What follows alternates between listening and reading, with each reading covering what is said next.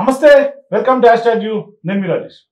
So ఇప్పుడు ఆంధ్రప్రదేశ్ రాజకీయాల్లో Vallabhaneni Vamsi arrest అయినటువంటి నేపథ్యంలో ఆయన కోసం ఏకంగా వైఎస్ఆర్సీపీ అధినేత జగన్ జైలుకి వెళ్లారు. మరోవైపు తీవ్ర స్థాయిలో ఆరోపణలు చేశారు వల్లభనేని వంశీ పైన. ఇదంతా కూడా ఫాల్స్ కేసు అంటూ కూడా. మరోవైపు లా అండ్ ఆర్డర్ మీద కూడా ఆయన కొంత కీలక వ్యాఖ్యలు చేశారు. మరి నిజంగా జగన్ చేసినటువంటి వ్యాఖ్యల్లో వాస్తవం ఎంత?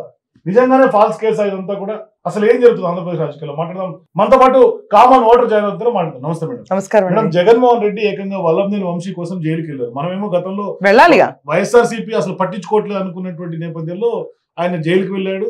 జైల్లో కొంత డ్రామా జరిగింది. జైలు బయట మాత్రం జగన్ మాట్లాడుతా అసలు మొత్తం ఫాల్స్ కేసు, ఎవరైతే టీడీపీ ఆఫీస్ లో పనిచేసినటువంటి వ్యక్తి కేసు పెట్టాడో ఆయన కూడా జడ్జి దగ్గర వాంగ్మూలం ఇచ్చాడని స్టేట్మెంట్స్ చేశాడు.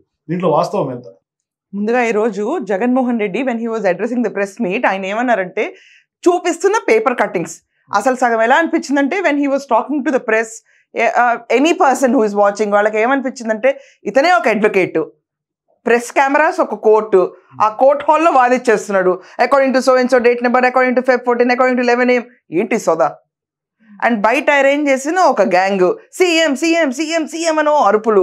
అంటే వాళ్ళకి అక్కడ జరుగుతుంది అరేంజ్ అర్థమైపోతుంది. ఎందుకంటే ఎవరన్నా బేటాలు ఇచ్చి తీసుకొచ్చారనుకోండి అరవమని చెప్పి, సీఎం అని చెప్పి అరవమంటానికి మందిని తోలుకొచ్చినప్పుడు 100 మందిని తోలుకొచ్చుంటారు. 100 మంది కూర్చుని అక్కడ సీఎం అని అరవండి అంటే అసవర్ధంగా అక్కడ ఏంటంటే సంబంధమే లేకుండా జగన్మోహన్ రెడ్డి ఏమో ప్రెస్తో ఏదో ఏదో ఏదో చించుకుని మాట్లాడుతూ ఉంటే వీళ్ళు ఓహో మాకు డబ్బులు ఇచ్చారు కదా ఇప్పుడు అరవాలి కదా అని చెప్పి వీళ్ళు అరవటం.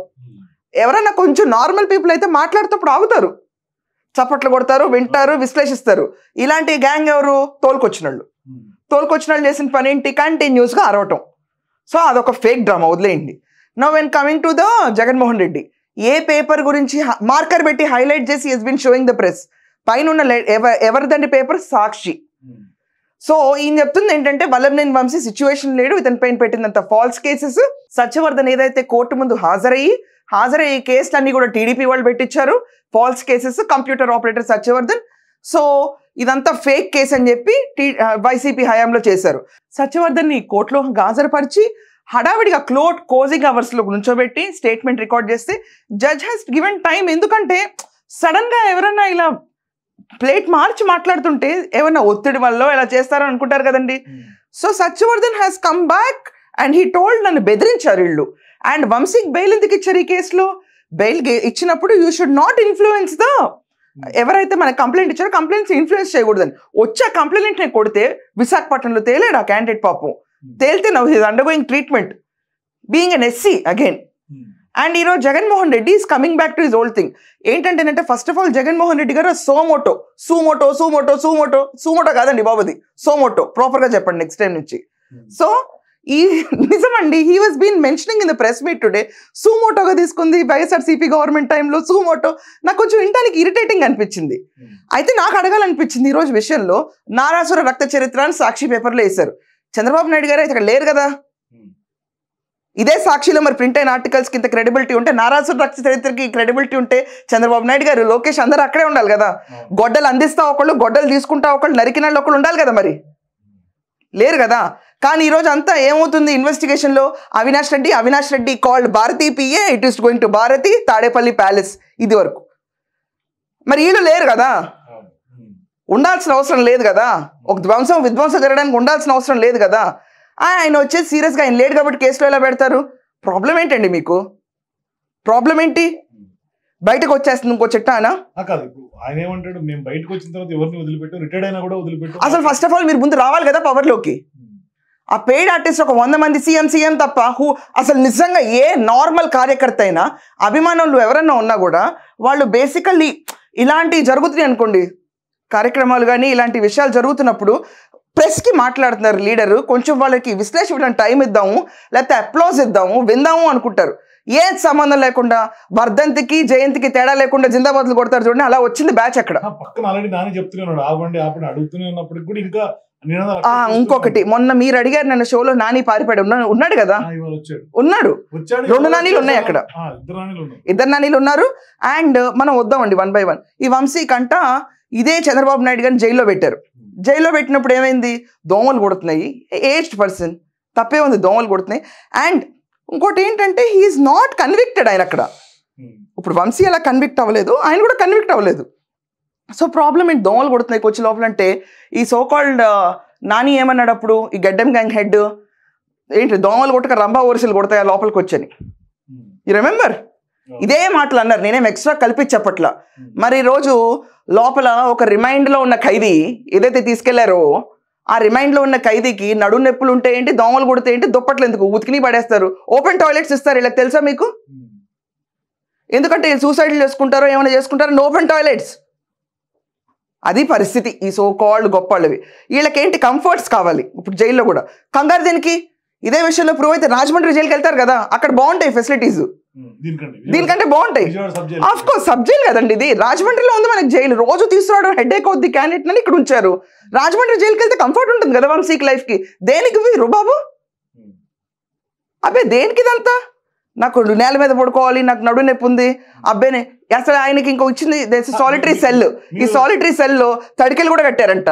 అంటే బయట ఎవరిని చూడకూడదు, నలుగురితో మాట్లాడడానికి కూడా వీలైన పరిస్థితి.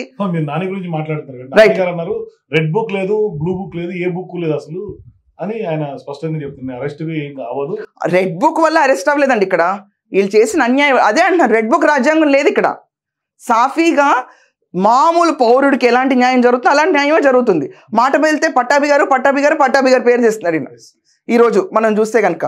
ఏమండి, ఒక టీడీపీ గన్నవరం ఆఫీస్ని ధ్వంసం చేస్తే చంద్రబాబు నాయుడు గారు డైరెక్ట్ చేరా వెళ్ళి చూసిరా ఏమవుతుందని?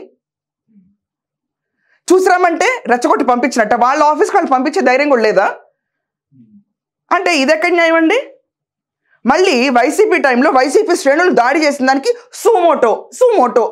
సోమోటోగా ఆ గవర్నమెంట్ తీసేసుకుని 2 పార్టీల మీద కేసులు పెట్టారంట. అసలు నీ పార్టీ రూలింగ్లో ఉన్నప్పుడు నీ పార్టీ ఎలా దౌర్జన్యానికి నువ్వు ఎంకరేజ్ చేసావు? ఇది ఇంతకంటే సిల్లీగా లేదండి అలా చెప్పడం. అంటే మీ రూలింగ్లో మీ పార్టీ వాళ్ళే నీకు ఒబే చేయరు.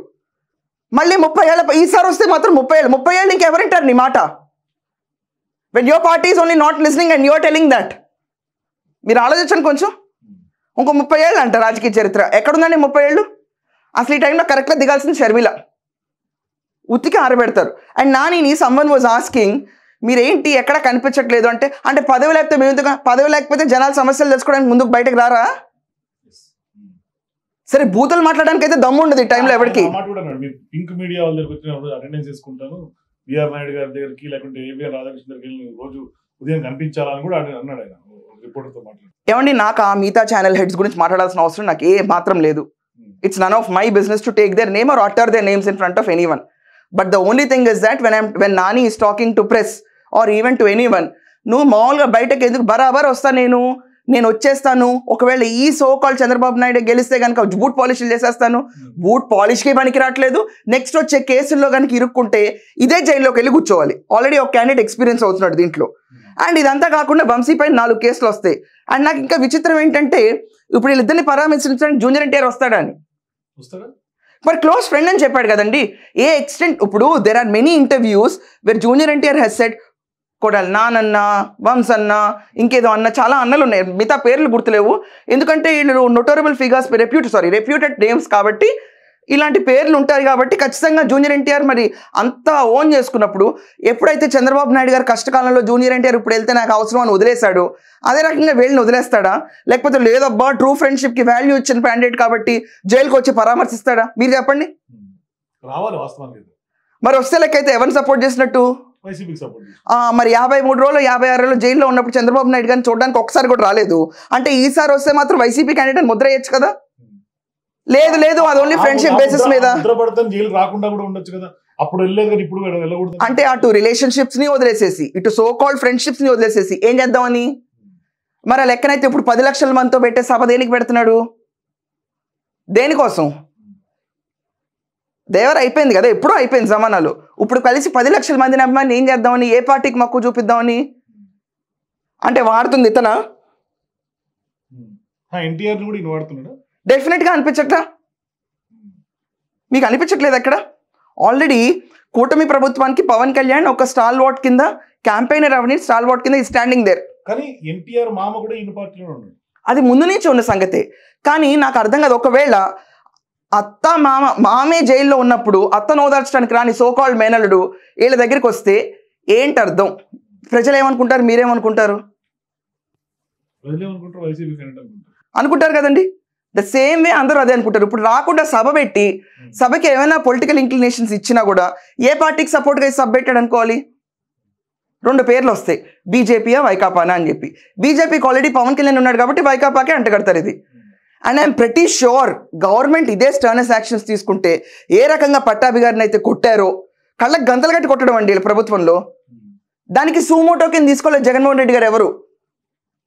So really ridiculous. ఒక సీఎం అయి ఉండి నారాసుర రక్త చరిత్ర లాంటి రాసిన సాక్షి లాంటి అబ్సర్డ్ న్యూస్ పేపర్స్ని పెట్టుకుని మళ్ళీ అదే ప్రెస్ ముందుకు వచ్చి దాన్నే హైలైట్ చేసి మార్కర్లు పెట్టి చూపిస్తే ఎవడు నమ్మడానికి కూర్చున్నాడు? మీ మాటకే క్రెడిబిలిటీ తక్కువ, ఇంకా వ్యవస్థకు మరీ తక్కువ. మీరే అంటారు కదా మీ బాబుకి ఏ పత్రికలు లేవు, ఏ ఛానల్ లేవు, ఏం లేవని. బాబు ఇక నుంచి నువ్వు ఆ పేపర్ని తీసుకురా, మాకు ఈనాడుని తీసుకురా, లేకపోతే వేరే పేపర్లు స్టాండర్డ్గా ఉన్నాయి తీసుకురా. సాక్షిని తీసుకొస్తే సాక్షిని ఎవరు నమ్మరు, అయిపోయింది దాని చరిత్ర. అండ్ వివేకానంద హత్యారెడ్డి కేసులో కూడా అవినాష్ రెడ్డి లేడు, భారతి లేరు, ఎవరు లేరు అక్కడ. మరి కానీ పేర్లు వస్తున్నాయి కదా, మరి దానికి ఆన్సర్లు ఉండవండి. ఇక్కడ మాత్రం వంశీయే కనిపించాలంట. ఎక్కడదండి ఇది? భూ కబ్జాలు, ఇసుక కబ్జాలు, గ్రాన్యువల్ కబ్జాలు, గుళ్ళని లేపేసిన కబ్జాలు, ఇలా టీడీపీ ఆఫీస్ దగ్నం చేసిన కబ్జాలు, దాంతో ఎస్సీకి ఎస్టీస్ని తిట్టినవి, ఇవన్నీ కేసులు బయటకు వచ్చి రాని ఈ సోకాళ్ళు వంశీ అనుచరులు కనుక జైలుకి వెళ్ళటం మొదలు పెడితే ప్రక్షాళన చాలా వరకు అయిపోయినట్టండి. జనాలు గ్రీవియన్సెస్ ఆన్సర్ చేసిన సిచ్యువేషన్ ఇది. మీకు తెలియదు 5 ఏళ్ళు ఎంత నరకం అనిపించారు ఒక్కొక్క కాన్స్టిట్యున్సీలో జనాలు. లేకపోతే ఇంత మెజారిటీ ఇస్తారండి ఒక గవర్నమెంట్కి? Did you here this number any time in the history? వాళ్ళు కూడా ఎక్స్పెక్ట్ చేయలేదు. అసలు ఏ పార్టీ ఎక్స్పెక్ట్ చేయలేదండి. ప్రజలకు అంత అండర్లయింగ్గా ఉంది. అంత అండర్లయింగ్గా కొంచెం సింపతి ఉన్న అపోజిషన్ స్టేటస్ ఇచ్చేవాళ్ళు కదా వైసీపీకి. స్టేటస్ కూడా పనికి రాకుండా పోయింది కదా ఈరోజు. పనికిరాని స్టేటస్లో కూర్చుని కూడా నాకు అపోజిషన్ లీడర్ పొజిషన్ ఇవ్వాలి, చంద్రబాబు నాయుడు గారు ఎంతసేపు మాట్లాడితే అంతసేపు నాకు ఇవ్వాలి, అప్పుడే నేను అసెంబ్లీకి వస్తాను. ఆయన ప్రశ్నించడానికి ఏముంది తన దగ్గర? ప్రశ్నింపబడ్డానికి సరిపడా పొజిషన్లో ఉన్నాడు, కానీ అపోజిషన్లో ఉన్నా కూడా ప్రశ్నింపబడ్డానికే ఉన్నాడు పొజిషన్లో. ఏం చేస్తారు అపోజిషన్కి వచ్చి వైసీపీ వాళ్ళు? సో అట్ట వేస్ట్ డ్రామా అండి ఇది. సో ఇప్పుడు జగన్మోహన్ రెడ్డి ఫాల్స్ కేసు అనేది కూడా డ్రామా కింద చూడాల్సి. ఒకవేళ ఇది ఫాల్స్ కేసు అయితే కనుక I'm pretty sure Avinash Reddy ఈ కేసెస్ ఉన్నాయి చూడండి, నారాసుర రక్త చరిత్ర కూడా అబద్ధం, సాక్షి రాసింది ప్రతి ఒక్కటి అబద్ధం. నిజం ఎవరున్నారైతే అవినాష్, భారతి గారు వీళ్ళు ఉంటారా? మరి అంతే కదండి లాజిక్. ఇక్కడ ఒకటి అక్కడ ఒకటి అప్లో అవుతుంది కదా. సూమోటో కింద ఆలోచించుకుంటారు జనాలందరూ కూడా.